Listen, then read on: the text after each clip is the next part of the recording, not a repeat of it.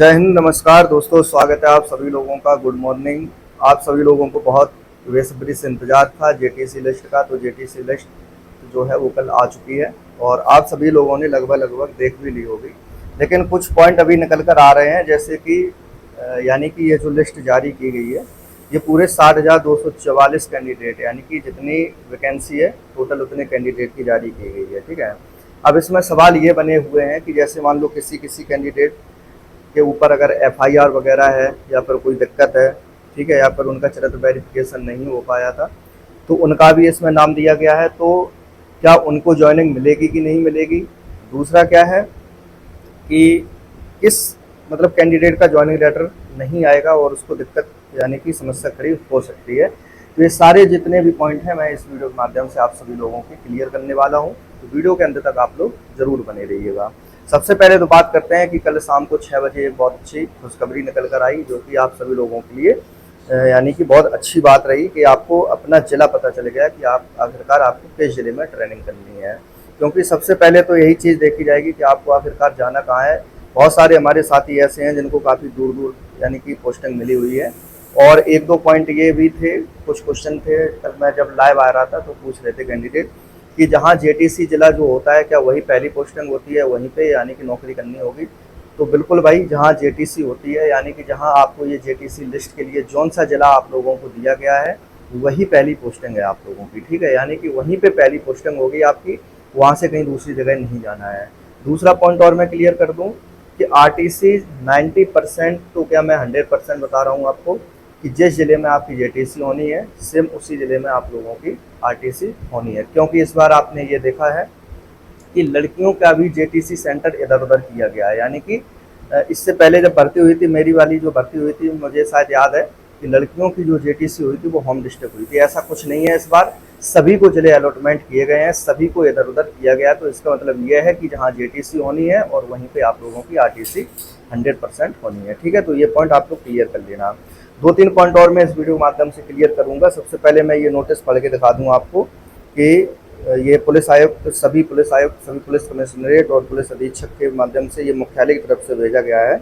इसमें लिखा है कि कृपया उपयुक्त विषयक पुलिस महानिदेशक उत्तर प्रदेश पत्र संख्या इतने का संदर्भ ग्रहण करने का कष्ट करें, जिसके द्वारा आरक्षी नागरिक पुलिस पद के सीधी भर्ती 2023 के अंतर्गत 60,244 अभ्यर्थी पुरुष एवं महिला दोनों हैं इसमें का आपके कमिश्नरेट जनपद हेतु संख्यात्मक जेटीसी आवंटन किया गया है। ठीक है, ये यानी कि पत्र भेजा गया है सभी जिलों में। अवगत कराना है कि उत्तर प्रदेश पुलिस भर्ती प्रोन्नति बोर्ड द्वारा आरक्षी नागरिक पुलिस पदों पर भर्ती 2023 के अंतर्गत चयनित कुल 60,244 अभ्यर्थी में से 48,196 पुरुष एवं 12,048 टोटल पूरी वैकेंसी। ठीक है, महिला अभ्यर्थी की गृह जनपदवार नामवार सूची उत्तर प्रदेश पुलिस की वेबसाइट पर उपलब्ध कराई गई है।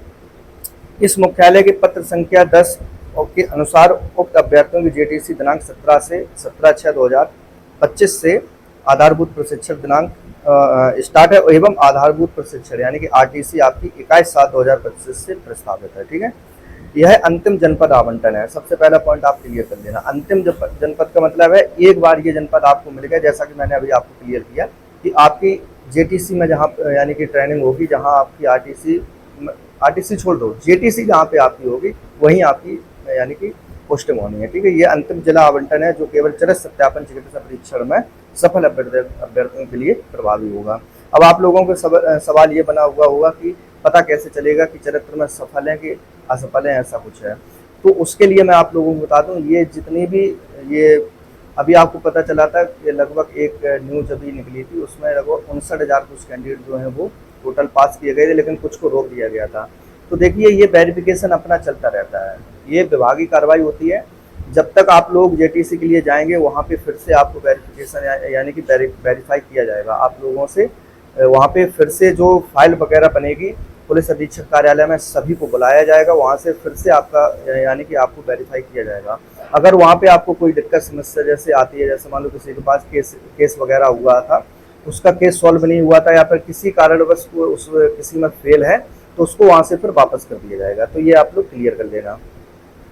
निर्देशानुसार अनुरोध उपरोक्त संबंध में अपने अग्रेतर कार्रवाई ये सब चीज़ें करते रहना। तो ये यानी कि 2 पॉइंट इसमें लिखे हैं कि पूरे 60,244 जो कैंडिडेट हैं उनका ये जेटीसी जिला आवंटन किया गया है। तो मुझे नहीं लग रहा है कि बहुत ज़्यादा कैंडिडेट अब इसमें बाहर हुए होंगे, क्योंकि कुछ रीमेडिकल हैं, तो रीमेडिकल वाले भी बहुत सारे कैंडिडेट पास किए गए थे।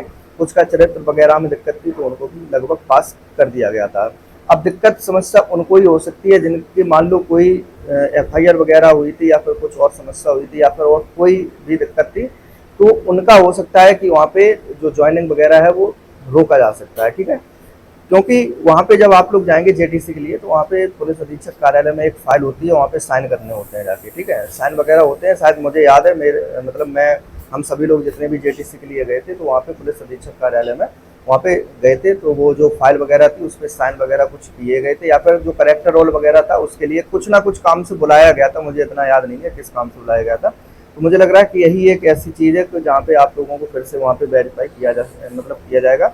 और जिसको दिक्कत है, मुझे लग रहा है कि ज्वाइनिंग लेटर तो सबके आएंगे। ठीक है, ज्वाइनिंग लेटर मुझे नहीं लग रहा है किसी का छूटेगा।